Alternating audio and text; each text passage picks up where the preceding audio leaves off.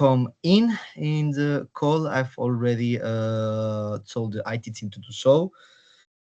Meanwhile, you keep on entering here. I would like to welcome you and just to let know to the ones that are joining us today. Sorry, we are gonna wait just a couple of minutes to just make sure that everyone is inside from the very first minutes.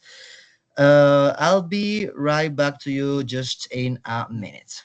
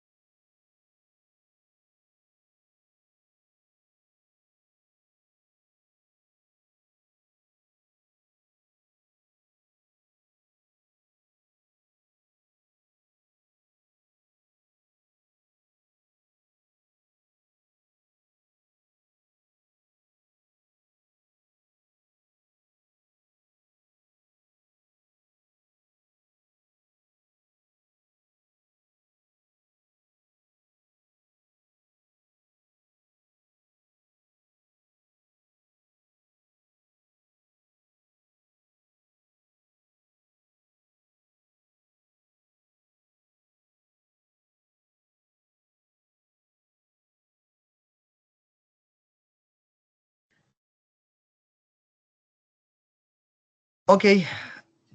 Uh, uh, uh. Yeah, so I got already green light to start the webinar. So, good morning to everyone and welcome to the webinar OneBlue discussing challenges in ocean protection. We are holding this webinar as a partner event of the European Maritime Day in My Country initiative, boosted by the Directorate General of Maritime Affairs and Fisheries in the European Commission, that aims to raise awareness about the importance of the oceans and the seas. The objective is for people to realize that activities at sea, such as coastal tourism, fishing, sailing, and way more others, are key for EU citizens and economies. In fact, the EU has 68,000 kilometers of coastline, and about one third of the EU population lives within 50 kilometers of the coast. Today, we are taking advantage of this initiative to gather with several stakeholders all across Europe and to make a quick update on OneBlue. Before we begin the webinar, I would like to introduce myself as I'll be guiding you for the next hour and a half. My name is John Larrachea, and I am Communication Officer at Finoa Foundation and also at OneBlue, managing the content on the website and the social media of this EU-funded project. I'm going to make a quick recap on what we have today in the agenda, okay, so let you know who's going to be the overview of the whole event. First, we will have the pleasure of hosting Anna Popova, International Relations Officer of the B1 unit in the Directorate General for Maritime Affairs and Fisheries on the European Commission, and she will be giving us a general presentation about her activities and the guidelines of the EC in these first months of the year in ocean terms. Next, we will have an update on OneBlue's activities. First, we will have David Alcaide Benavides and Maria Garcia Torne, researchers at the Institute of Environmental Assessment and Water Research, the IDAEA, belonging to the Spanish National Research Council, who will detail some conclusions on the Irish Sea sampling campaign. And afterwards, we will have Cinzia Centereghe, researcher at the University of Padova and sampling campaign leader, and Sara Balsecchi, researcher at the Italian Water Research Institute and sample treatment responsible for the North Adriatic Sea sampling campaign. Following that, we will have a debate with two journalists on various topics related to environmental information. In this case, we will be hosting Nathan Canas, energy and environmental reporter at Euractiv, and Liz Helset Eide, communication advisor and web editor at Naturbear for Bonded. And right after this panel, we'll arrive to the last part of the event where we'll host featuring projects that are part of the European Maritime Day in my country. We'll be glad of hearing the events organized by the Romanian NGO Mare Nostrum by Anca Panait, events or coordinator. And last but not least, we'll have Ines Buchmil, project coordinator in the Maltese company Aqua Biotech Group, that will also explain actions that this company has carried out aligned with this initiative. Lastly, we will conclude with a brief Q&A session, though questions can also be asked at the end of each panel to avoid prolonged waits and answers. After this video introduction, I would like to welcome our first speaker. Here we have Anna Popova, as I said, International Relations Officer of the B1 unit of the DG Mare at the European Commission. Ms. Popova, good morning. The floor is yours. Good morning, everyone. Thank you, John, for giving me the floor. I hope you can all hear me. Thank you for the invitation. It's a pleasure to deliver a few introductory remarks. I will attempt to share a small presentation, which I think will make it easier to follow. Yes. So why is it? Well, anyway, you can see the presentation, I hope. Yeah. So as you know, with the new college, Commissioner von der Leyen has nominated Kostas Kadis as Commissioner for Fisheries and Oceans. His mission letter, which I'm sure many of you have seen online, is quite ambitious. It sets out a pretty busy agenda for the next years, and it really aims to solidify the EU's leading position in international ocean governance. I will not repeat the mission letter. What I would like to focus on is the task of drafting an EU research and innovation strategy, as well as the European Oceans Pact. That is supposed to focus on supporting resilient and healthy oceans and coastal areas, promoting the blue economy, and managing the use of our seas and oceans coherently. The Ocean Pact, we're already busy on designing and shaping it. Hopefully, it should be finalized next year.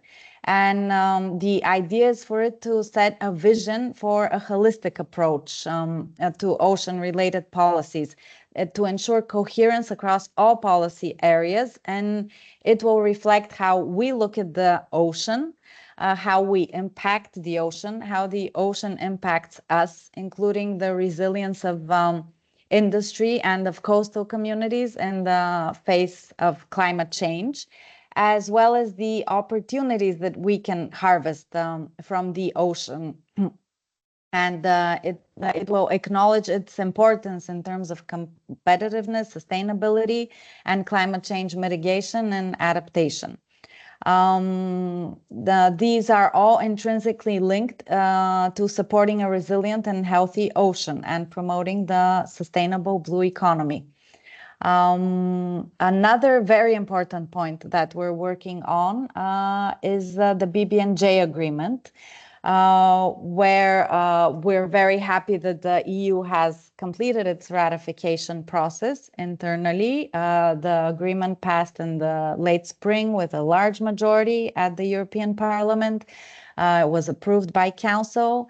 And the EU is ready to deposit its ratification instrument together with as many EU member states as possible ahead of the UN Ocean Conference in Nice in June 2025.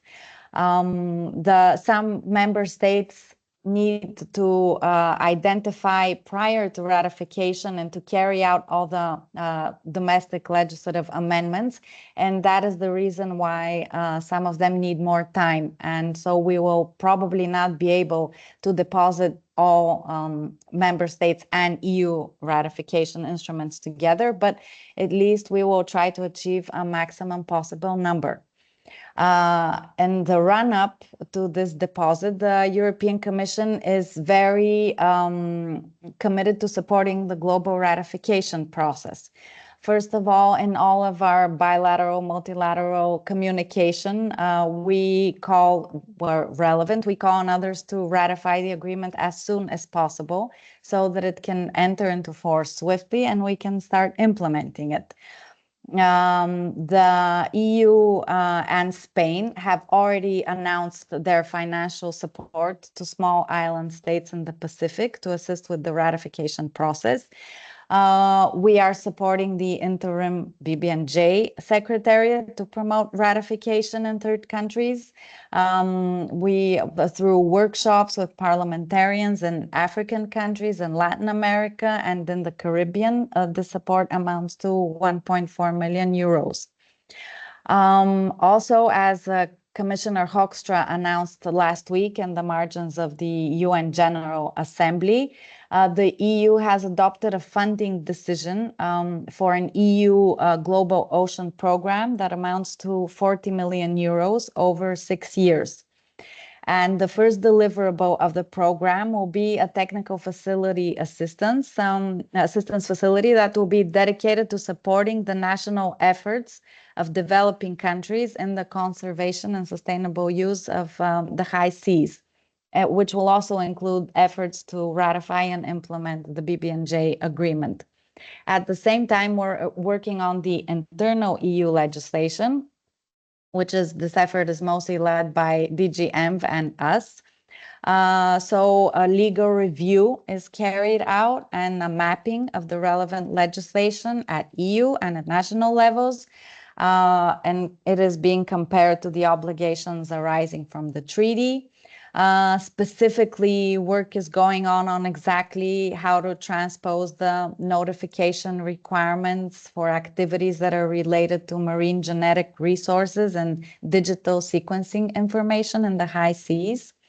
The fair and equitable sharing of benefits arising from these activities, the development of proposals and consultations on area-based management tools, including marine protected areas, the conduct of environmental impact assessments, and other important elements of the BBNJ treaty.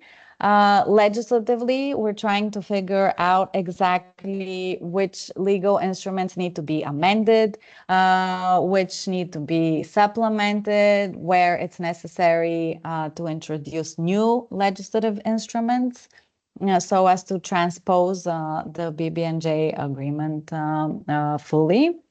And another important issue we are working on is the IPOS. This was already foreseen in the International Ocean Governance Agenda in 2022. In view of building up international ocean knowledge for evidence-based decision-making. Based on the agenda, the European Commission launched a feasibility study in 2023 to assess the existing climate and environmental knowledge-related processes, mainly the IPCC and IPBES on climate change and on biodiversity. And the conclusion was that knowledge is currently spread across many various sources, that there's a fragmentation and that there is a gap in the translation of scientific knowledge into policy making. And against this background, the European Commission announced and launched a project, the Towards IPOS project, which will run for 2 years. It started in early 2024. So we are currently trying to identify how to best overcome this fragmentation, and IPOS might be an intergovernmental, international panel or platform. It's the concept is evolving. We're undergoing broad consultations now, carrying out broad consultations. But the main point is to figure out how to best feed scientific information to decision makers. The idea is not to create extra fragmentation or to duplicate efforts with existing formats, but just rather in the best way to achieve these goals that I mentioned. And yes, we are engaged in many other activities as well, which I would be very happy to discuss with you bilaterally, or if you have any questions later on. And I can also put you in touch with relevant colleagues on specific issues you may be interested in. And yeah, that's it from me for now. Thank you for this opportunity, and looking forward to the discussions and the other presentations. Perfect, Anna. Thank you very much for your intervention, and thank you for giving us the last updates on the EC activities regarding these months. And I'm sure that now people has a better overview of which are gonna be this first action of the 2024-2029 term by you. As I see there are no questions in the chat, I think I'm gonna move forward to the next panel, and it's time to get the latest updates on our project OneBlue. This summer, two sampling campaigns have been conducted in the Irish and the Northern Adriatic Sea, and we are going to first focus on the Irish Sea campaign that was led by the Dublin City University and they hosted, a group from IDAEA and the Institute of Marine Sciences. Today, we have precisely two of the researchers who were in that campaign to tell us more about the actions that were developed. They are David Alcaide Benavides and Maria Garcia Torné, researchers from the IDAEA. And I will give them the floor so that they can explain to us what this campaign consisted of. So, guys, good morning, and the floor is yours. Hi, thank you. I will share the presentation.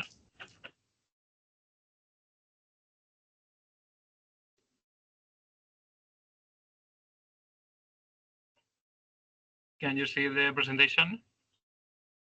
Yes, perfect. Thank you, David. Okay, thank you for this very nice introduction. As he said, we are David Alcaide and Maria Garcia. We are PhD students in IDAEA CSIC, and we took part of this sampling campaign with Maria Victoria Barbieri, Xavi Borrell, and Ulises Lora. Our presentation is going to, can you see? Okay. Our presentation is going to follow this main, first, the objectives of this campaign, the characteristics of the sampling, the samples, and then the methodology that has been used, an overview of the campaign timeline, and finally, the acknowledgements.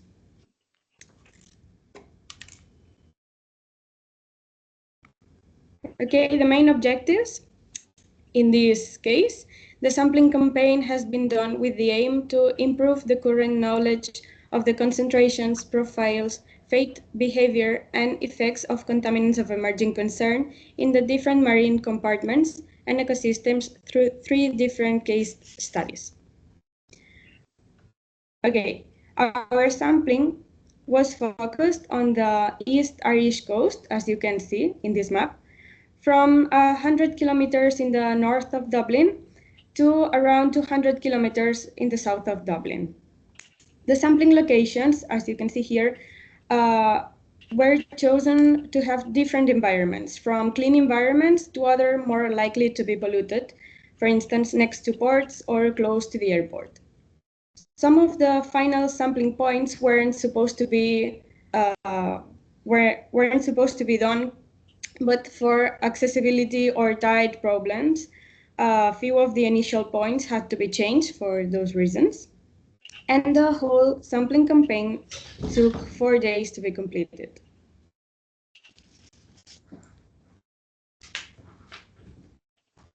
The analysis of water samples was performed to obtain chemical information like antibiotics, PFAS, micronanoplastics or plastic additives, as well as toxicity data, metals, new technologies, and also bacterial abundance. In the case of sediments, we wanted to do chemical analysis, the metals, and also the bacterial abundance analysis. In total, for each sampling location, around 28 liters of water were taken and around 500 grams of sediments. Moreover, for all the samples, the physicochemical parameters like temperature, pH, conductivity, and dissolved oxygen, as well as the coordinates, the date, and the time where the samples were taken were kept. Now I'm going to talk about the experimental part we did in Ireland and the type of analysis that will be conducted and the analysis we perform at IDAEA CSIC. For the water samples that we collected for chemistry, toxicity, and new technologies, we gathered 2 liters of water for each purpose and performed solid phase extraction using HLV cartridges. For the chemistry samples, we added internal standard for antibiotics to facilitate quantification later on. Once we arrived at IDAEA, we eluted the cartridges with methanol, then evaporated and reconstituted with methanol water 1,9 mixture for further analysis. In the case of micro and nanoplastics, for each sample point, 2 liters of water were filtered through a 0.7 micrometers filter, and then the micro nanoplastics were extracted using toluene ultrasonic assisted extraction. ICM will be analyzing bacterial abundance in water and sediments. The water was filtered to assess planktonic bacteria abundance, while epibenthic bacteria abundance will be measured for sediments. Both DNA and RNA analysis we will perform. In the case of the sediments, here at IDAEA, we carried out 2 types of extraction procedures. For the micronanoplastic analysis, we use ultrasonic assisted extraction with toluene, and for plastic additive, we use ultrasonic assisted extraction with methanol. Then the supernatants went there evaporated and reconstituted with their respective solvent mixture, and the analysis of metal is still ongoing. The workflow we will follow for the suspect screening analysis is as follows. First, we will perform the analysis using full scan acquisition mode on liquid chromatography coupled to high-resolution mass spectrometry. Once the analysis is complete, data processing for tentative identification will be carried out using software as such Compound Discover. After this, we will obtain a list of tentative candidates, and for those that allow a target analysis, we will perform the analysis for final confirmation and quantification. As for the campaign timeline, the sampling campaign took place between the 10th and the 14th of June 2024. Sample extraction will vary depending on the type of analysis. Analysis for various contaminants has been conducted, although some of them are still pending. Finally, data treatment and discussion of the results will be carried out to determine the types of contamination present on the Irish coast. In our case, we are currently at this stage. And Maria and I would like to thank Anne Morrissey and Michael May for their help during our sampling campaign in Dublin. We also want to thank Marta Marinella for giving us the opportunity to be part of this project. And last but not least, a big thank you to our sampling campaign team, Xavi, Mavi, and Ulises. Thank you.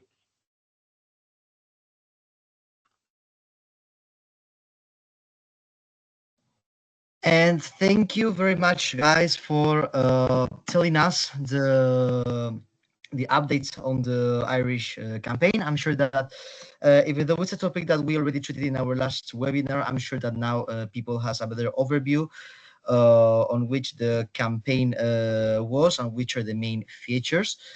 And now we are flying directly from Ireland to Italy. And we are focusing now in the second sampling campaign that took place during summer, in this case in Veneto, in the northern Adriatic Sea.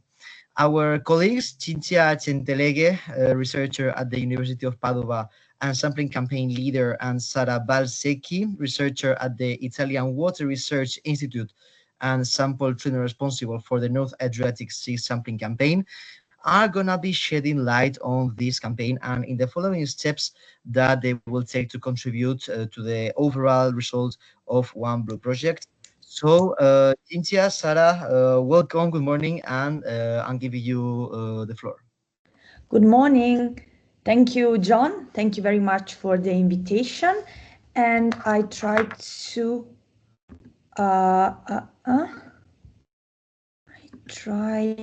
to show you my screen. We can see it. Okay, great. So again, thank you very much. We will be very brief, also because we have more or less, we have the same objective of the Irish campaign. And I would like to directly start to what we supposed to collect. So in the North Adriatic Sea campaign, we supposed to collect sediment, seawater at different depths, and also biota. But we start with the first sampling campaign with the sediment and with seawater at different depths. And we decide to sample with Niskin bottle and with Ekman grub. And we use a multi-parameter probe to collect all the parameters that we need to analyze also different features of our samples.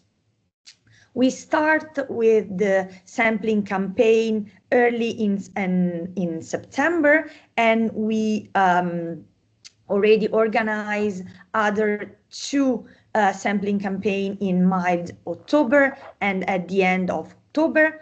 This because we have some problem, but I just want to show you where we decide to sample, because there is a huge area in the Adriatic Sea with different characteristics, such as very humanized beaches and Delta Po River, which is one of the most important river in the northern part of Italy. So we decide 3 different points at 3 different distances from the land. This because we need to understand if there is differences in the distances between the land. Of course, unfortunately, as all workers on field know, probably, we had some challenges, some problem with bad weather and sea condition in the Northern Adriatic Sea, unfortunately, and also some technical problem with the research vessel we selected when we start to plan the campaign. So we had some technical problem with Goletta Cattolica, but luckily we had another boat and we start the first campaign with another boat, Aquanauta, and we were able to collect samples from water and sediment, and Sarah will show you the analysis later. And just a little bit out of topic, but to show you that we were super lucky during this campaign, and we met also bottlenose dolphin around our area. I will let the floor to Sarah. So Sarah, if you want, I can go ahead with the slides. Okay. So good morning to everybody. I'm Sara Valsecchi from Water Research Institute. I support the University of Padova in sample treatments, because they were in charge of the sampling, but they are not experienced in sample treatment for chemical analysis or toxicological analysis. So the protocol is the same that you see for the Irish campaign, because in the project, we agree for the same protocols of the sample. So the sediments were divided in aliquots, for example, and they were frozen. Some aliquots are devoted for the ecotoxicological test, and the other one and other aliquots for the chemical analysis. So next slide, please. And also for waters, so we collect 30 liters of waters. They were divided in 2 liters, and they were extracted by SPA extraction or by filter. They were filtered. Some water also were just collecting bottles for further analysis. So go on, please. And which analysis? It's important to stress that there are a lot of partners with very good knowledge in different sectors. So we prepare all the sample for all the partners. So we are not in charge for all the analysis, of course. We are in charge for analysis of chemical analysis, for non-target screening and target analysis. But anyway, we prepare the same extract for chemical analysis and for ecotoxicology test, so we can link the results. So the activity that we have already done is to collect the sample, to extract the samples, and to prepare all the liquids for the partners. But they will be shared in the partner of the project for further analysis. All the results will be included in a database, but because we want to support the commission for to improve the knowledge on the sea. So we are working now in September and October in the North Adriatic, but also we have other campaign in all the Mediterranean area, in the Middle Adriatic, in the Ionian Sea, in the Tyrrhenian Sea, and also in the coast of the Iberian Spain, in the Mediterranean coast, but also there are some other campaign in Atlantic Sea and the Arctic Sea. So this is a wider project. We show you just a little bit activity, field activity that we are carry out in collaboration between the different partners. So that's all. Okay, so I'm just gonna give a second to check if we got any questions in the chat. Remember that you can have any answer that we can you can ask any questions. Sorry, and we can answer it at the end of each panel. So it seems people is having everything quite clear right now. So thank you very much, Cinzia and Sara. I hope we can complete this campaign in Veneto in the following weeks, and all the results, as you said, are just a moment, because our IT team is telling me that we got a raised up hand. Let me check. I think it's Effie who has the hand raised. So let us your question be public, Effie.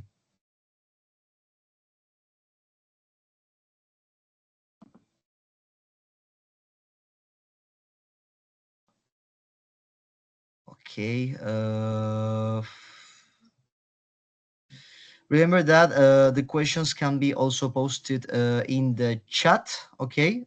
In case you prefer to. Okay, Effie. Effie, remember that you can put the questions in the chat, okay?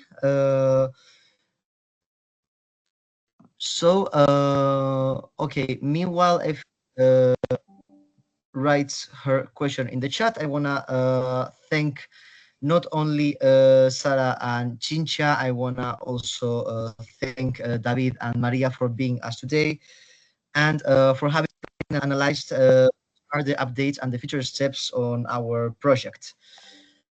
Sorry, Uh, John. Sorry, John. I yeah, can read that Effie has a question for me. She cannot speak. Maybe Effie, can you write the question and I'll try to reply? yeah. I've just checked that. Yeah, the question actually is regarding your parts, Sarah. Yeah. Okay. Let's see if Effie can put her doubt here. Anyway, I stay here, so maybe you can move later the Effie question. Yeah, that's maybe I think that's very wise to do. Okay, we got already the question from Effie, and here we have it. Yeah, how many liters of seawater have you passed through each cat range? Okay, we decided in the project to collect to have sample of 2 liters of seawater, but we decided to use 2 cartridges for 2 liters in order to avoid back through of contaminants from the cartridges. So we use 2 cartridges every 2 liters, so it means 1 1 liter cartridges. Perfect. So I hope this has cleared the doubt that Effie had. Okay. Just to remind you, everyone, that you have this chat part when you can ask the questions that we will be answering at the end of each panel. You can also pose the questions during the interventions, and then they will be answered. Maybe in case we can be a bit more agile for the next procedures. And now we are moving ahead to a panel that honestly I'm really proud I could make as a journalist I am. We are basically introducing a small panel with environmental journalists to give us their vision on what is happening in everything related to this area, to the environmental information. Today, we have brought together 2 journalists, Nathan Canas, energy environment reporter at Euractiv, and Lise Helset Eide, communications advisor and web editor at Naturverf Vandet. Guys, I think it's more than fair if I gave you just a little minute to introduce yourselves a little bit so that you can explain maybe a bit your background and everybody can know a little bit about your experience in reporting on environmental issues. Nathan, if you want, you can start making a little introduction about yourself.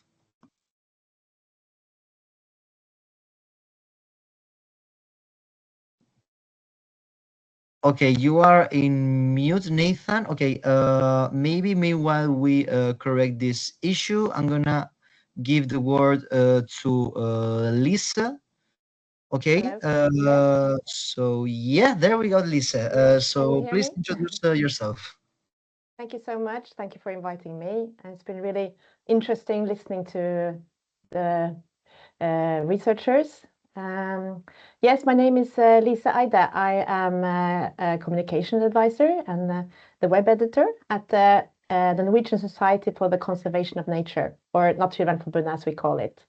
And that is a membership organization in Norway, the biggest one, and we're over 100-year-old.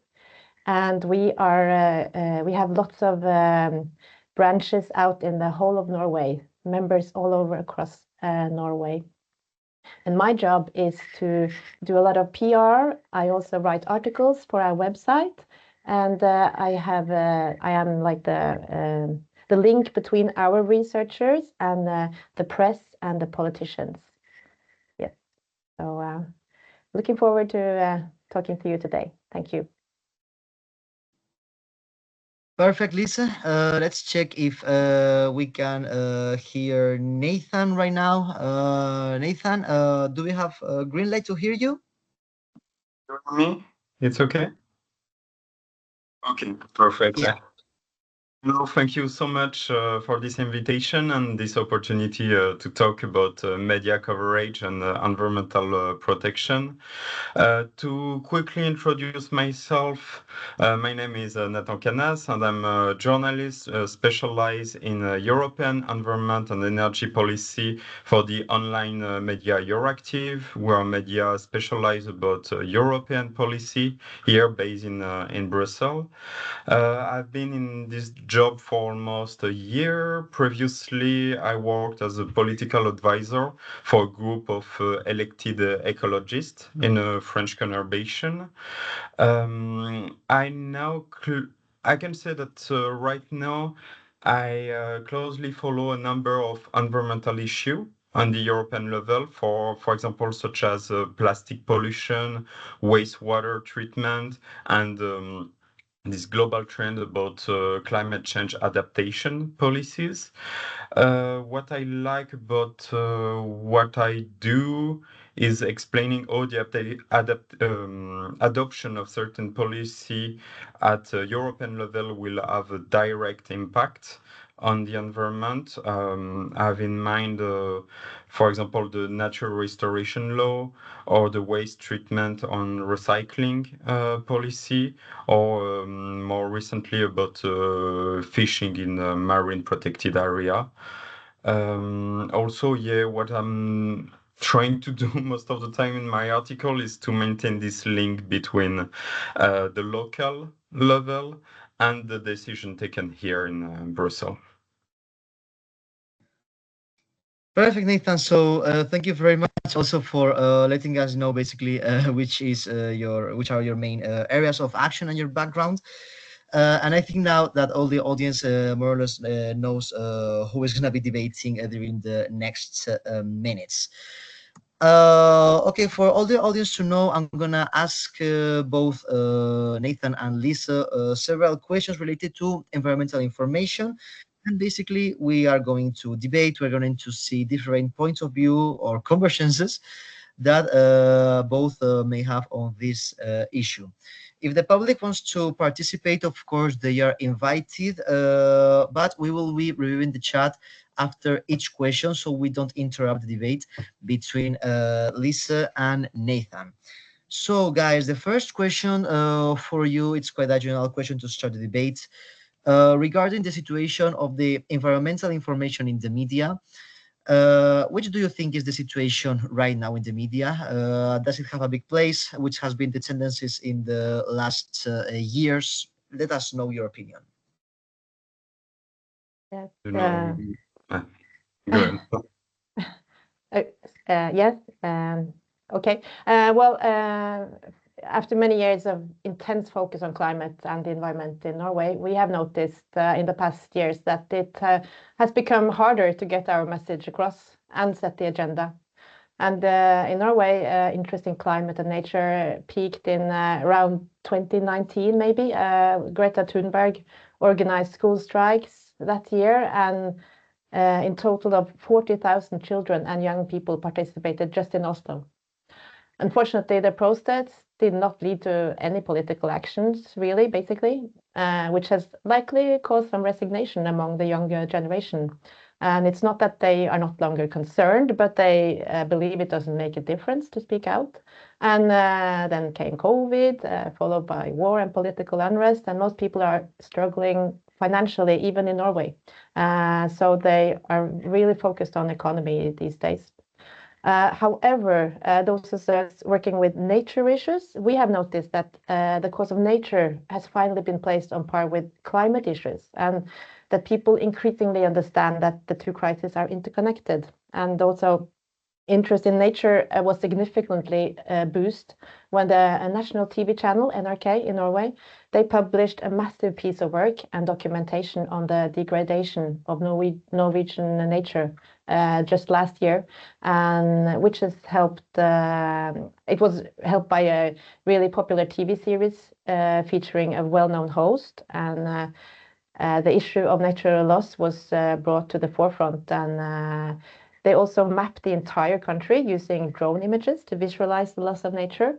And the response was enormous. And we even saw an increase in membership in our organization. So yeah. My side, I would say that in terms of the tendency to cover this issue, I would say that environmental issue have gained in importance as more and more of us are impacted by climate change.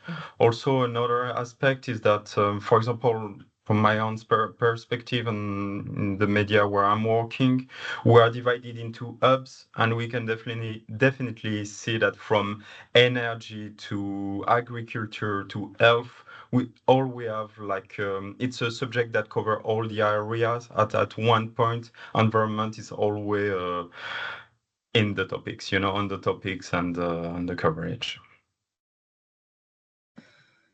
Okay, guys. So from basically what I hear from both of you, I think that you agree that we could feel that this climate change issue has been gaining some presence in the media. I think that's a conversation that you hope that you both have. But my question is, how would you think that could be a good way for the environmental organizations or causes to boost their presence in the media, or to try to increase the presence of the climate change issue in media? Well, if I start again, well, we are at least trying to put nature and climate on the agenda and hold politicians and decision makers accountable for following through on their promises. And we act as a sort of a watchdog, and we have leaders in our organizations who have often the opportunity to speak out and who they possess credibility and knowledge. And we have even uncovered flaws and shortcomings in enforcement and revealed untruths in Norwegian, among Norwegian policies. And if I can mention an example, we have revealed the fact that Norway is reporting a higher degree of ocean protection than is actually the case. And of Norway's vast sea areas of over 2 million square kilometers, almost none are completely protected as a marine protected areas. However, the government has reported that to the Norwegian Parliament several times that Norway has protected approximately 44% of Norwegian sea area through effective area-based measures. So this collaboration with scientists was initiated by our organization. And also we, as I mentioned earlier, we have branches all over the country, and all of them are keeping an eye on what's happening locally. And many submit comments on political processes as well as articles to local media. And we also create events that everyone can participate in, and whether it's beach cleanup or bird watching. So yeah. Reaching out to the community. I definitely agree with Lisa about that. Like, I would also add that environmental NGOs, they play a very important role in the sense that they are kind of like whistleblowers, on this issue. And without them, it would be like even more complicated to obtain information on projects which affect the environment. I receive every day like a lot of press release from NGO, from different organizations, sometimes about like citizen, and a way to keep you informed and also aware about some issue. A few days ago, I received like an email from like a local resident in a conurbation of Riga, and she was talking about like this issue regarding an incinerator, and it's a way like that we can stay connected with all this environmental issue all across Europe. That's why they keep us on the alert on these issues and provide us with important information. That's why they are really useful and really important. Perfect. Now I would just like to take something quite interesting that I think that Lisa has just highlighted. Because you mentioned, Lisa, that during the last years, it is true that due to COVID, due to war, inflation, maybe the environmental agenda in media has been a bit stepped apart. So I would like to ask both of you guys, maybe you can start this time if you want, Nathan. Which can be the following steps to maybe raise more awareness in society after some years where maybe the environmental agenda wasn't in the top, at least in the media sphere? Um, yeah, I will start this time. I've realized that some people aren't really interested in climate change because for them it's something so far away. When you see like flooding in Africa or heat wave in India, these people they don't realize that it's something that also affect them. I would say that covering like the impact of climate change on the local level here in Europe, it's really important.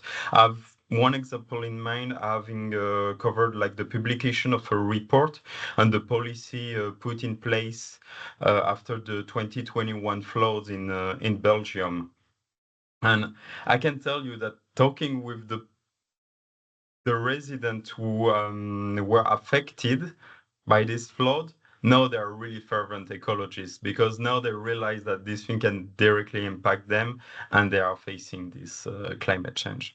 So I would say like, yeah, the important to cover local issue regarding climate change. So true. I even had my basement flooded, so I know what you're talking about. Well, we as a membership organization, we also strongly believe in participation and inclusion, and we think that people who pick up trash are more concerned about plastic in the ocean, and that action leads to attitude and learning about nature, about animals, plants, trees. That makes it easier to care.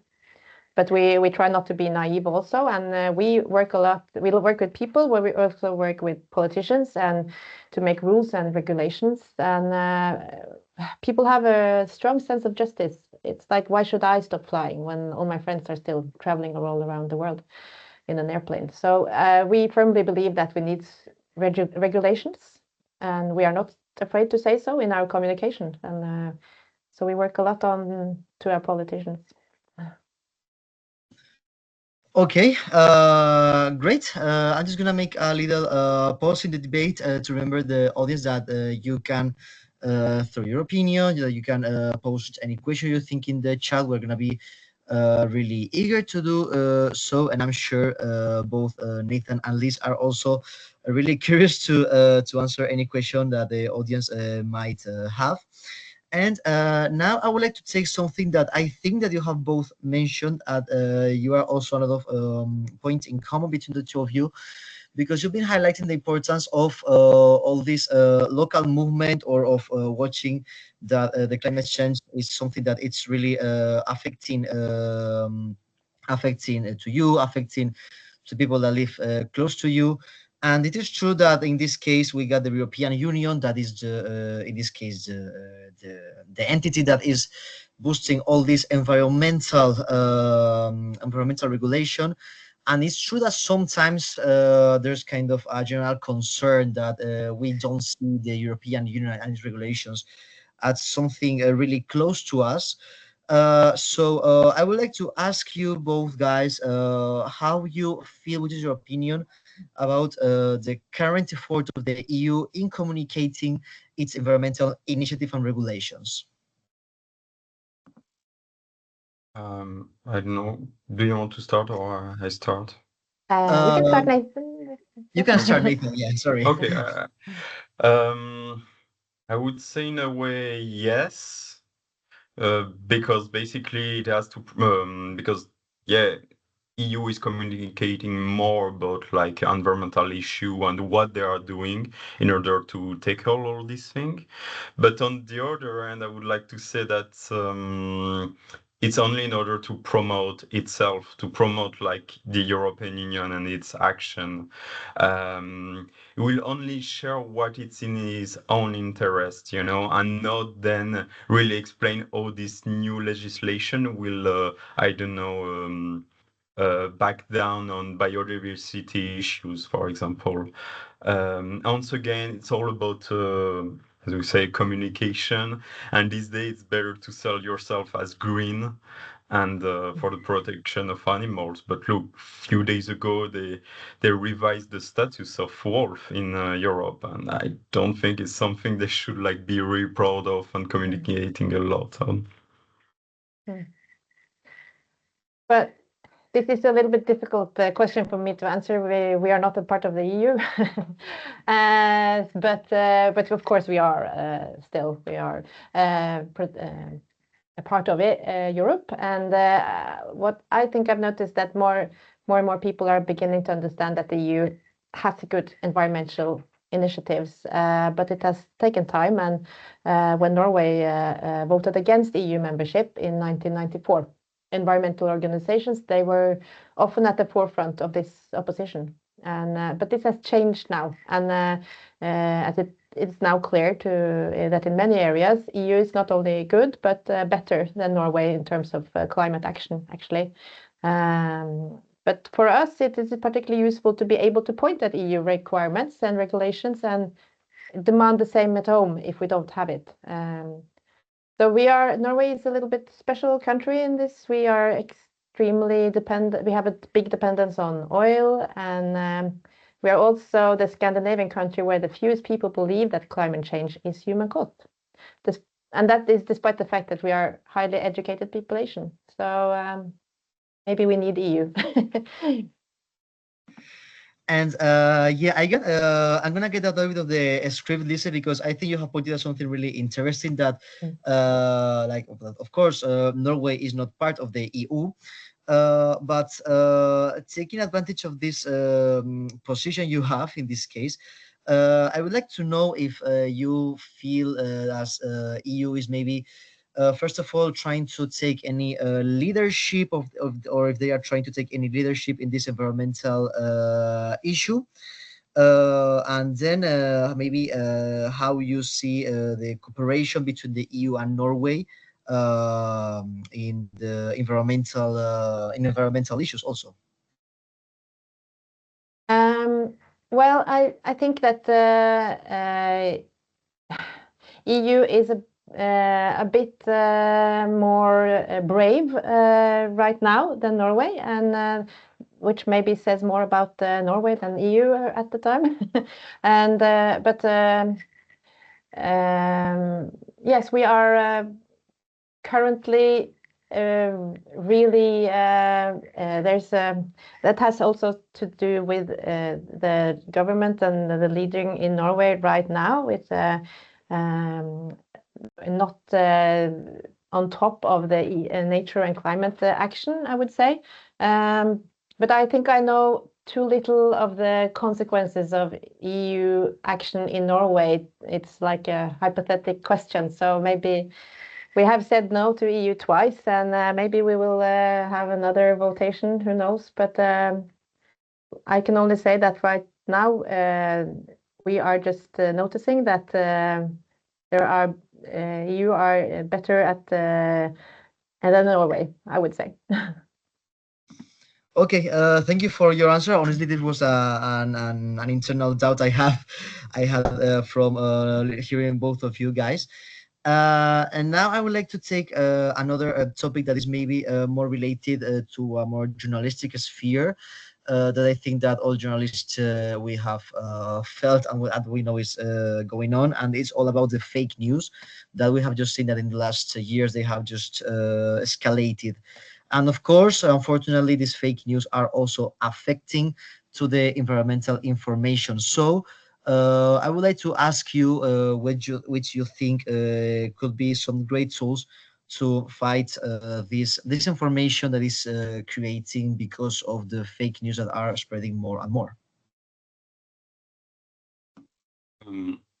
Nathan, you can start. Nathan, sorry, I just keep on forgetting to give you the word. Not for the first one taking the yeah, about fake news, I would say like I can fight against that.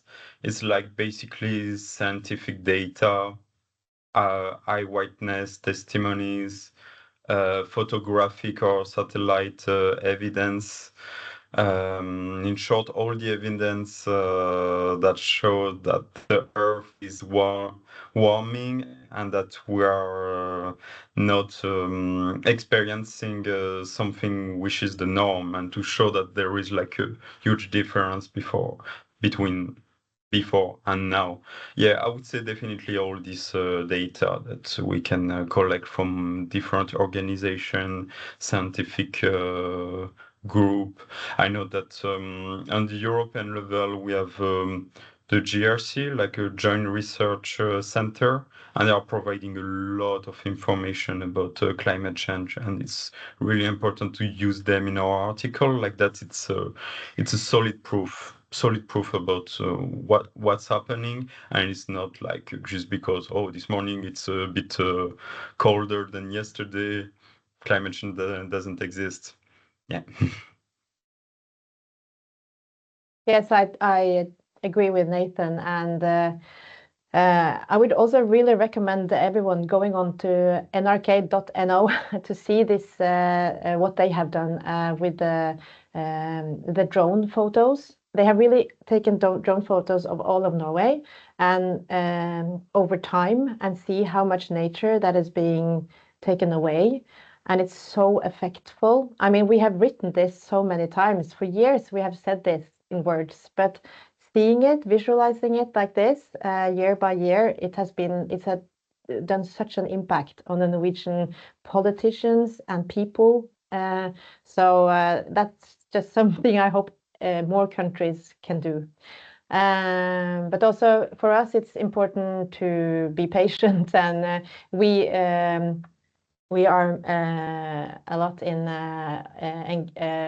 the comment sections in our channels on social media, because there are many people writing things there that's not true, and also collaborating with scientists and being thorough and professional in everything we say is important.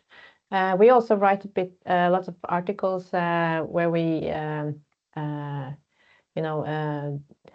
debunk myths on oil and climate, and there are so many of them, and it's there are people know so much, but there's also a lot of disinformation, unfortunately. Okay, and regarding all these fake news and disinformation, other part of the journalist that is trying to make an impact in the environmental sphere, I would say, are the narratives that are currently going on in these issues. Usually, and it's something that I think that Nathan also said, that he's, for example, receiving many news of NGOs at his work that is letting him be like not losing connection to that part of the problem. I would say that every time we receive news from social media, TV, and any other device, we just feel like maybe all the related to the environmental topic is full of catastrophes, something really negative. I think it's something, I think it's a thought that many people may have. And we have, for example, also another example that Lisa said about this photograph thing, that maybe is really making more impact, more than having like a negative discourse. So I would like you to maybe reflect about this issue of the narrative, to maybe I don't know if you could tell us any narrative you think could be more effective or better to raise this awareness through the population. Maybe I can react on that. To be honest, I think it's still important to talk about the consequences of climate change and its effect on our daily lives. It's something. This is the reality, and we'll not say, "Oh, look, everything is perfect in the most beautiful world." But however, I think there is. Yes. Anyway. However, we also need to show that there are solutions, and another way of mitigating its effect. And we need to show that we can still limit the damage, and that we shouldn't be defeatist about the situation, and that, you know, by our action, by also being like more involved on the political level, or doing some demonstration and stuff, we can make the thing change. I can see it like, because I come from France, there is a lot of projects who are not, how to say, suiting with the general situation regarding climate change. But thanks to demonstration, people who are fighting against it, it start to, you know, create a public interest on it, and media will start to cover it, and it's really important. I don't know if Liz, you want to. Exciting. I mean, we've discussed this so much over the past years, and when not even our basements full of water, or summer holidays, you know, ruined by wildfires, when not even that can spur action, perhaps it's time to change the narrative. And what we see is that people, they prioritize their own interests, and not NIMBY, not in my backyard, you know, that applies, and maybe even more so in tough times. And we also see that the economy is an incredibly strong driver in Norway, at least. We probably need to focus more on what the reader wants to know, rather than we want to tell them. I try to think that all the time, and at the same time, we are presented with a very fragmented media landscape, and channels are governed by algorithms, and they determine the information that you receive. And I got a very useful reminder of that the other day when I was watching a documentary with my husband, and it was so obvious things for me. It was about the textile industry and all the horrible things with plastic in the water, and you all know the thing. And I thought it was common knowledge, but he was so surprised, and he said, "Wow, somebody should start talking about this." And I was like, "What?" And he even lives in the same house as me. But it just goes to show that we are, maybe many of you here today we are in the same choir, and we have just to repeat everything that we have been saying the last few years, 10 years. And hopefully, eventually, more people will be there, and it will be common knowledge, not just something we talk about on webinars. So okay, one thing maybe, John, is also to say that we can definitely see that the new generation are more aware about climate change. That basically, I can literally see this difference between, for example, mine, I'm not at all, but my generation and the one under me, they are more like aware about what is climate change. I know that means something we discover through our life, and we weren't talking or discussing that much when I was a little kid.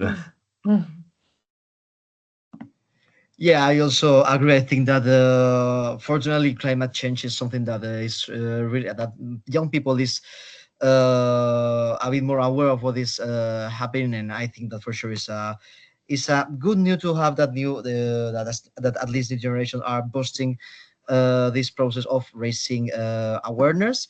But if I can just comment on that, I'm so happy to hear you say that, and I hope that's true in your country, Nathan. But we are experiencing a different peak. It has peaked, and like our organization has also a youth organization, and their membership has dropped, so it's 50% less than only 1 year ago. And I think that's alarming, and yes. Okay, so actually, well, I had no clue about this, Lisa. Okay, I mean, I think it's quite interesting. I would like to make you more questions about it because I think it's, I mean, something I didn't know, as you could see. But we don't have that much time. But I'll talk to you about this later, I think, because I think I want to have some answers. Okay, just to end up the panel, we're gonna go to the chat because I think we got a couple of questions. First question we got from Clara Sierra. her question is that if you think that, as I said, most of the future climate change scenarios are negative, if maybe if maybe promoting a more positive climate news is beneficial, or if it creates a false sense of security by suggesting that we are going on the right track. No, Lisa. Well, I know that there have been research showing that people respond better to the positive news. So yes, I think if it's possible to focus on the positive things, you should. However, it hasn't shown to make a lot of impact. I think that's why we have been talking about with very big words and about the negative, but also it doesn't seem to have a very big impact either. So I don't know.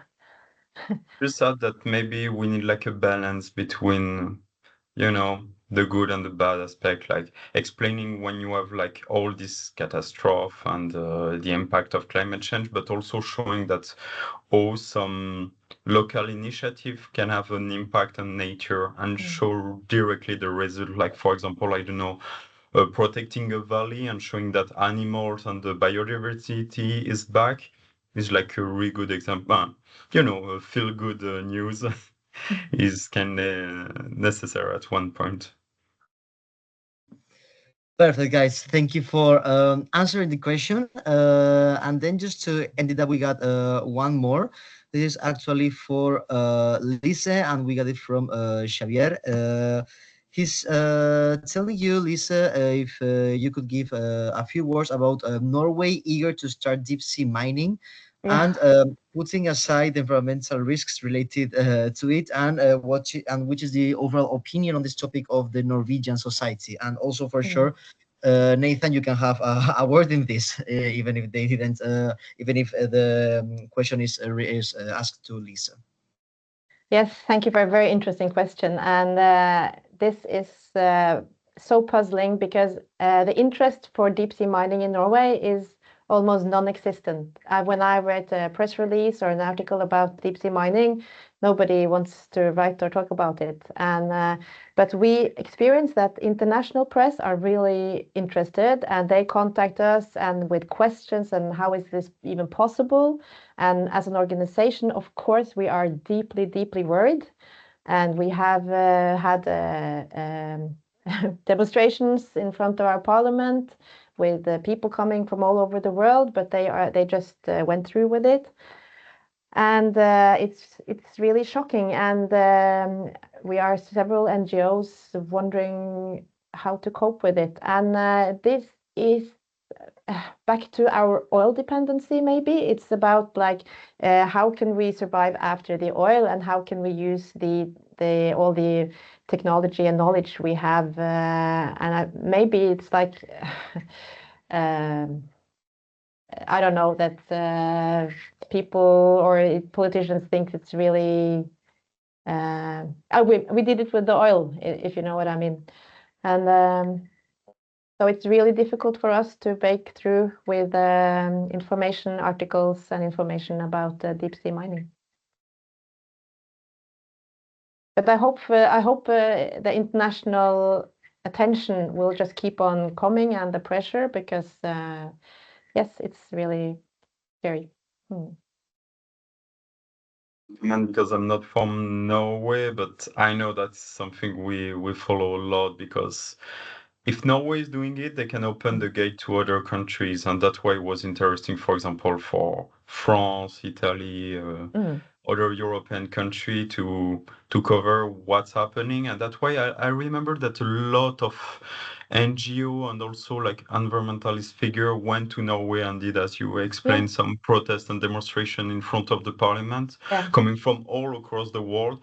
It really showed that now all this environmental movement is unite and see where is the danger or the threat for all this policy. and it's happening right now. I mean, this is the yeah. So, but I think it's got to do something with how you look at the North Sea as a industrial, financial opportunity, because we've done it with the oil. We have oil rigs there all over the place, and yeah, so it's really important with the information and yeah, for the people making the decision makers. Okay, guys, perfect for letting us know your thoughts. We'll have also keeping an eye on this issue that's coming in Norway, also because it's going to be really interesting. Its outcome, as Nathan said, which is going to be like the effect in the other European countries. So, okay, just to finish this panel, I would like to ask you guys to give us a short headline regarding the situation on the challenges on the environmental communication right now. Go ahead, Nathan. I don't know, a headline would be like the title of the article, you mean? Yeah, I mean, you can use maybe a bit a long sentence if you want, if it's really struggling. Yeah, but I don't know. Like or making like sure. like a bullet point, like just like a one really point or one challenge that you feel that is the most urgent one to tackle. Well, the bigger challenge to tackle, would be, as you explained during this debate, like fake news. But also, if I would, put a title on this article, would be, I don't know, showing hope in a desperate situation is really important when you are covering environmental topics. Always showing like a bit of light, because if it's completely dark, people will just be desperate and say, "Oh, that's it. We are all doomed and we can't do anything because it is what it is." No, showing that actually your action can have an impact. A good one. I'm thinking that we've been speaking with such grand words and seriousness for years. So how are we supposed to press the alarm button again? But I would say, why can't we achieve what we did during the COVID pandemic? We have shown we can, so let's do it again before it's too late. Perfect, guys. Thank you for actually it has been like a really optimistic closure of the panel. Lisa, Nathan, from journalist to journalist, thank you very much for being here tonight. I think that we have reached some really interesting reflections on this subject, and I'm sure that the people that is listening to us maybe is gonna have like a little thought on how they are feeling about the environmental information that they are surrounded about. And Lisa, be sure I'm gonna be asking you more questions about what I wanted to explain to you earlier. But guys, thank you very much for the participation. And for the rest of the audience, remember that the webinar has not ended yet, because we got still another panel that is the very last panel of this morning, that is going to be focused on the European Maritime Days in My Country initiative, which is, after all, the reason why we are here today.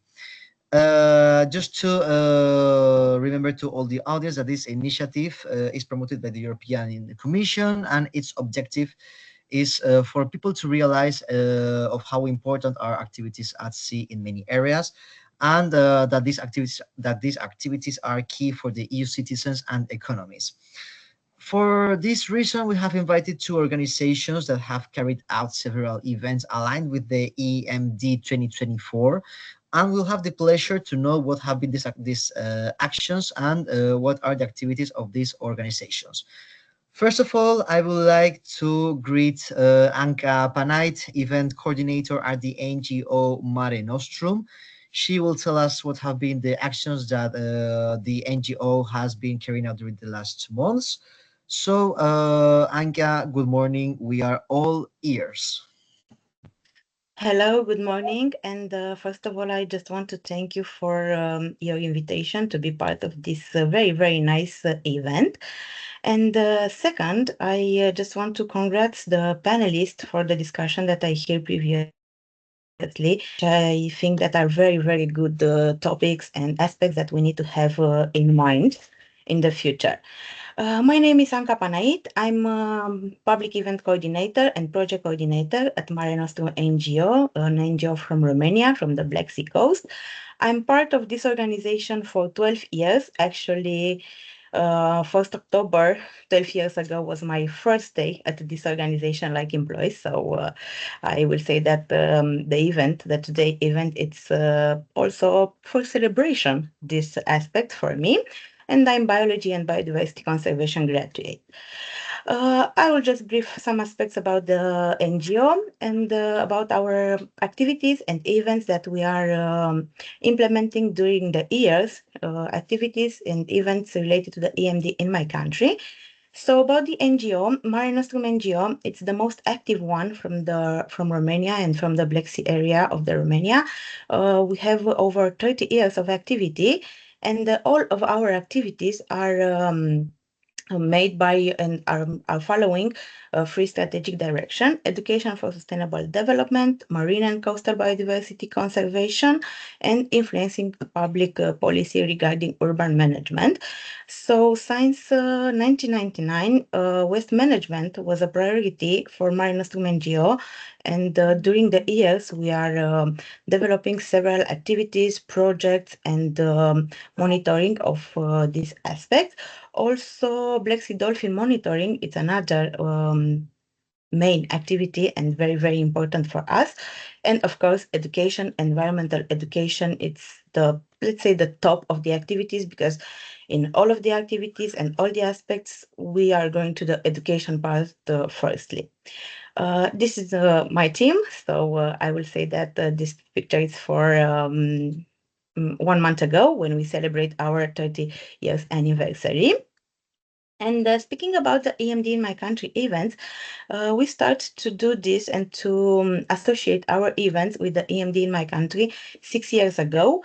And we started with only 2 events because at that time, the period for implementing and organizing these events was very short, from April to June, end of June. So we included here the marine litter monitoring, one activity that we still do, and we have this activity associated with EMD in my country because this involved beach monitoring for 2 periods of the year, in fall and in the autumn. So we started to do this according to the MSFD methodology, and we are collecting this data about the marine litter that we are collecting from the beach, and report this data also in some platforms like EMODNet and Marine Litter Watch. And the other event, which was developed in that year, was the World Environmental Day. So where here we organize an exhibition and some underwater cleanups. And of course, together with the institution and the students that we invited, and they created this exhibition from recycled materials. In 2020, we held also 2 events, the one for dedicated to the marine litter, which we are doing annually, and the second one was also the World Environment Day, but here we start a campaign in online to inform people, because was the pandemic period, so all the events were moved in online. But in 2021, we associated 6 events at EMD in my country: the Marine Litter Monitoring and the World Environment Day. And here we organized also an exhibition, but for this time, an exhibition dedicated to fishing nets that were recovered from the Black Sea, which is another action that we are start to do this in the last years. And of course, some workshops and exhibition dedicated to the marine litter topic, and trainings dedicated to stakeholders and students. In 2022, we associated 9 events, and this is the year, if I remember well, in which the period for the EMD in my country events was extended from April to end of October. And we had the opportunity to include more events here, like the Dolphin Day, for which we organize a dolphin watching and a public event on a, let's say, more wild beach from Romanian coast. And also here we included the Black Sea Action Day, which takes place annually at the end of October. And we organize a festival, and also some of the activities that we associated at the EMD in my country were dedicated to schools, the training programs for day, and also some Blue Schools Club that we formed at that moment. Last year, 10 events organized by Mare Nostrum were associated here. The one that I mentioned previously, but also some mobilization and mutual learning workshops, some trainings, and a camp for trainers dedicated especially for the topic of protecting the Danube Delta Biosphere Reserve, and some information campaign in that area. This year, we associate only 4 events at EMD in my country. And why? Because we analyzed all the events and all the activities that we are implemented, and we decided that these are the main events that help us to spread our message and to make people to be more aware, and we keep in line. And for the next years, of course, we associate also these ones, the marine litter monitoring, which is the more, let's say, scientific event, the World Environment Day, Dolphin Day, and Black Sea Action Day, which are the biggest events that we are organizing. And for the Black Sea Action Day, this is the event that will follow at the end of this month on 26th of October. Actually, what we are doing, we are organizing a Black Sea race in Constanța, and you can see here some pictures from last year where 2,000 participants join us, and they run, and we are trying to make them to understand that it's not a real race, it's not a competition, a sport competition. This is more an event to make people to be aware, to have a nice day on the beach, to have a run or a walk on the beach, and to try to explore and see if they are see some litters on the beach and to see the situation. And something that we are doing also for this year, it's to make the people to encourage participants to bring their own reusable water container, because we want to focus on these aspects to make them understand that also during these events, these big events with a big number of participants, we can be responsible, and we can avoid the quantity of the litter that we are producing. And how I said, the aim of these events is to raise awareness among the citizens about their daily impact on the coastal environment and in their city. And some conclusion and results on our participation in initiatives such as EMD in my country. So we saw during the year that these events, and to associate our events at EMD in my country, help us to go more in the European part, to be more visible, and to make our organization and our message more visible to the people. Also, EMD in my country started at significant value to the event that we are organizing, and we observe that sometimes these aspects boost the media interest on the event. Also, what we did was to encourage other institutions and partners to register their events at EMD in my country, and I can say that I'm happy to see in the last years that some partners and schools from this area, they have events that are registered and associated at EMD in my country. And also the most important, it's allowed to spread the events message, how I said. And that's for me. Thank you very much. Thank you very much, Anka, for showing the activities of your NGOs, your commitment also to the EMD in my country initiative, and also, well, congratulations for this anniversary you mentioned in the beginning of your intervention, and for sure Thank the you. best of luck for your following events in it was the 27th of October, if I'm not wrong? 26th of October. 26th, okay. So best of luck for that event, Anka, and thank you for your intervention. And now we are going to the very last panelist of this morning. We are gonna be hosting Ines Bourmil, project coordinator in the Maltese company Aquabiotech Group, that will also explain actions that its company has carried out aligned with this initiative with the EMD 2024. Some actions, Ines, that if I am not mistaken, you've been carrying out also until almost last week. So, good morning, Ines. Tell us, please, a bit more about these actions that Aquabiotech Group has been developing for the last months.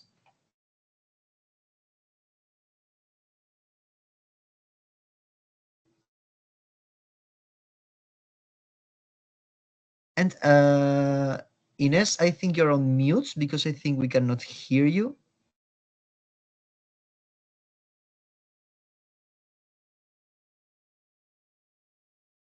Okay, we cannot still hear you. Maybe if you could really quickly plug and unplug your headphones, maybe to check if is correct, or to check that all the connections are okay.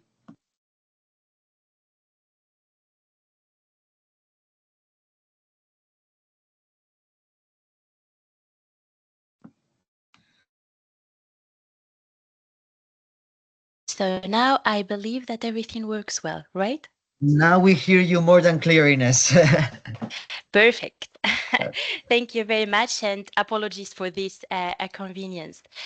So first of all, thank you for this great opportunity to join this very interesting webinar.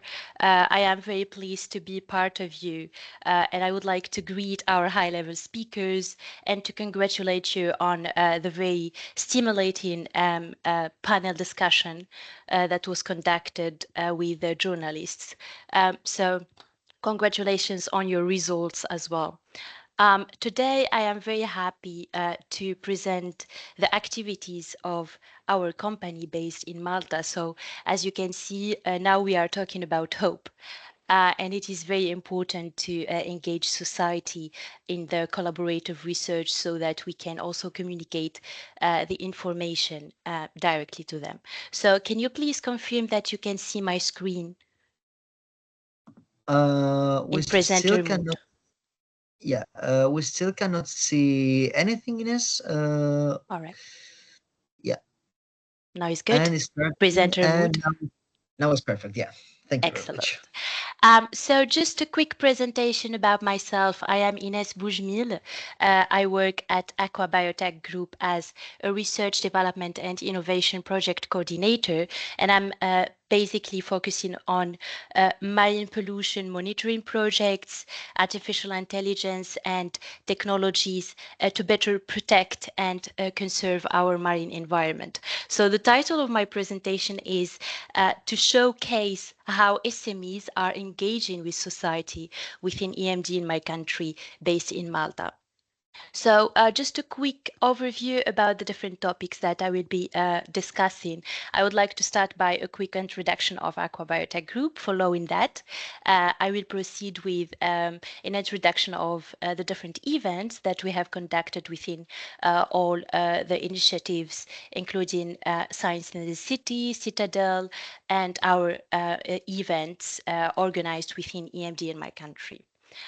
So as a short start, I would like to share the mission statement of Aquabiotech as we would like to become globally recognized and inspirational brand that defines quality and innovation in our industry.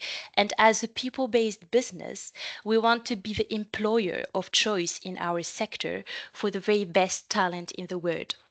So just a quick introduction of our global experience as well. Aquabiotech Group is an international consulting company strategically located in the center of the Mediterranean Sea on the island of Malta, although operating globally with project partners and clients in more than 55 countries. So we are undertaking a variety of aquaculture, fisheries, and marine environmental projects contributing to the circular brew economy successful collaborative research, and connecting with society, in particular youth, to increase awareness.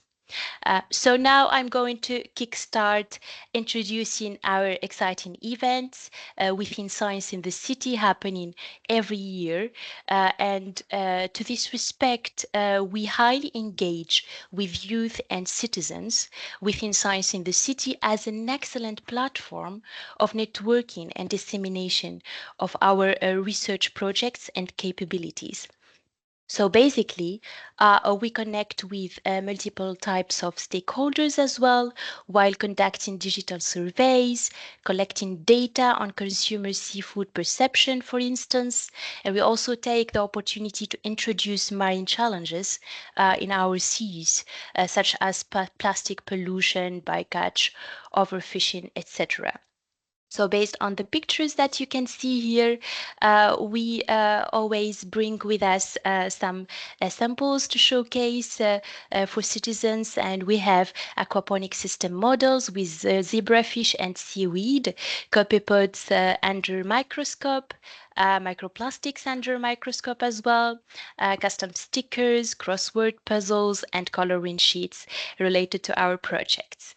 So as already mentioned, we always would like to create a change in the behavior of youth and citizens in general, as you already know, and which was already mentioned within this webinar. Citizens and the public in general are the drivers of change.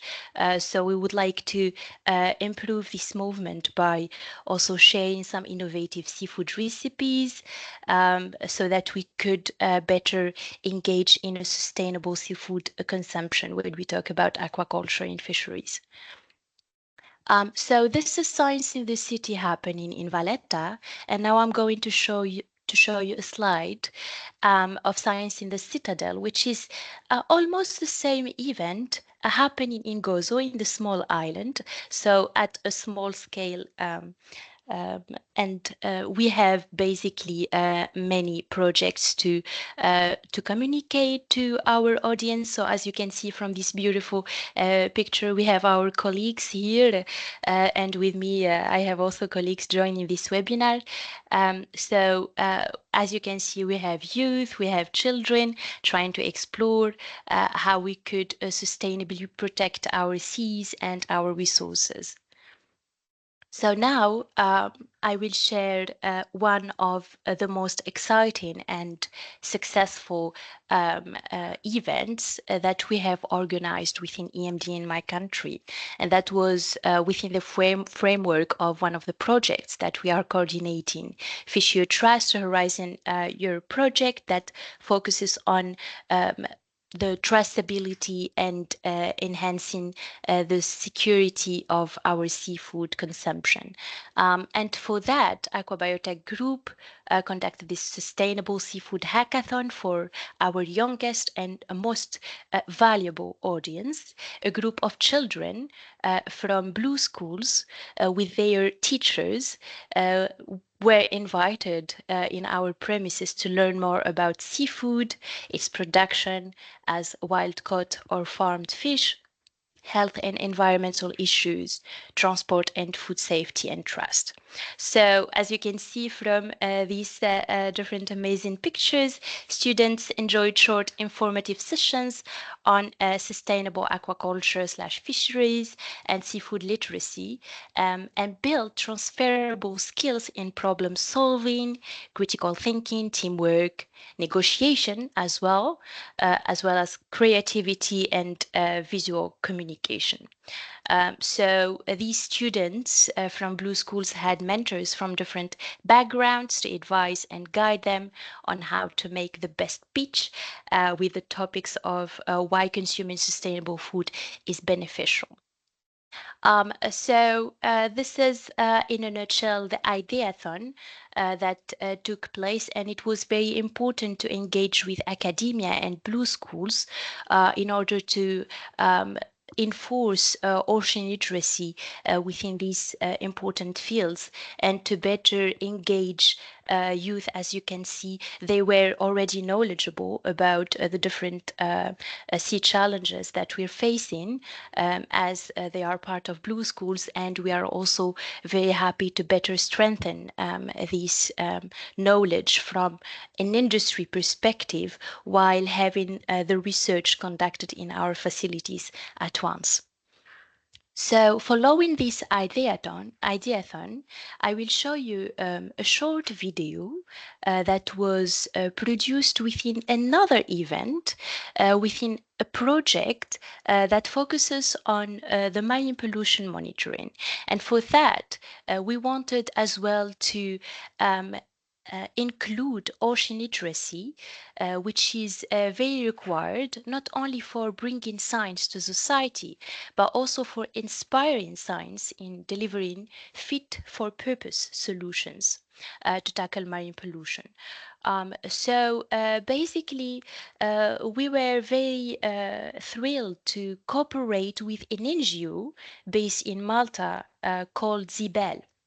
And this NGO is also targeting marine pollution in our seas. So we conducted this event within EMD in my country last year, while connecting it to UU beach cleanup initiatives. And we shared through our registration link 2 main questions to get an understanding on the knowledge of the general public. So the first question was, how would you reuse something that would usually be thrown away to give it a second purpose? And here we are also triggering the recycling ideology. The second question was, do you know what happens to plastic trash when it gets into the ocean? So we received many answers, and it was highly interactive. And based on that, we were very happy to kickstart this beach cleanup. As you already saw, we had different activities: diving, snorkeling, collecting, and then recycling. So I hope you enjoyed this video. Following that, I will also have the pleasure to announce an upcoming art contest hackathon, which will be very much the combination between the 2 previous events organized within EMD in my country. The first one, if you recall, the Ideathon, which was organized by our team coordinating the Fish project. And there is also the art contest that will be happening within the project SmartPo Marine Pollution Monitoring. So to combine the 2 concepts in a second edition involving Blue Schools as well. And this time, we will be also tackling marine pollution while raising the importance of consuming sustainable seafood. So I'm very sure that this second edition will be highly exciting, as the plan is to create an art contest competition following the different presentations that will be conducted within this hackathon, and to create artworks from recycling materials provided by our company, Aqua Biotech, to students from Blue Schools, as we are already doing the sorting of our materials that should be recycled. And for that, we would like to create this opportunity to share the different artistic works that could be created by these Blue School students. And then we will be very happy to share prizes with them. So as you can see, we have the first prize, the Blue Wave Water Sports half-day self-driving boat tour for the family. The second prize will be snorkeling course. And the third prize will be an aquarium guided tour for the family. And for that, we are not only enforcing ocean literacy, but also inviting the families and not only youth to be part of these behavioral change activities. So I believe this is it in a nutshell. I would like to thank you all for these exciting presentations. And we are very happy as a business stakeholder stakeholder as well to engage with different stakeholders from different disciplines in order to increase hope, as it was also mentioned previously, because hope is our only driver in order to continue our blue movement and to carry on with this momentum. So thank you very much. Thank you very much, Ines, for also being here and also for your presentation. Actually, I will think after the webinar, I really look to this last hackathon you mentioned, because I think it's a really interesting idea to involve not only the kids, but also the whole families into these environmental activities. Unfortunately for all the audience, the presentations are over. I'm gonna ask to the audience if they have a super little question, then now is the time they can post it, because we are exceeding a bit the time limit. So I'll give room to one more question in case there is. Meanwhile, we see if there's any more question in the chat. I would like, first of all, thanks to all the panelists because of taking time from their tight schedule to be here with us in such an important day for us. I hope that you have enjoyed presenting your ideas and your projects. Also, a big thank you to the all audience that has also made a little spot in their agendas to be with us tonight. And also, I would like to thank for sure the magnificent IT team that we have here in Finnova, because without them, we will be here connecting online and creating synergies and expanding our work on environmental protection. So I think that we have no more questions in the chat. Just a moment, because I think I've been gone. Yeah, okay. So it seems that we have no questions in the chat, so I'm gonna close up the webinar.